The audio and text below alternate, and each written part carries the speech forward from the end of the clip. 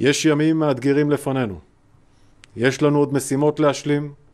קודם כל להחזיר את החטופות והחטופים שלנו שמוחזקים באכזריות על ידי חמאס בעזה, ולהחזיר את התושבים בצפון ובדרום לבתיהם בביטחון.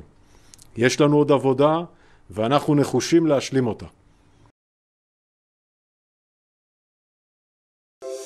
Di antara banyak sumber informasi, kami layak dipercaya. Karena kami menggali lebih dalam, berpihak pada kebenaran,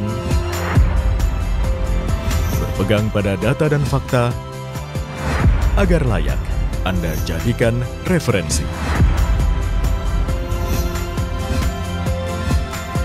Kompas TV, independen, terpercaya.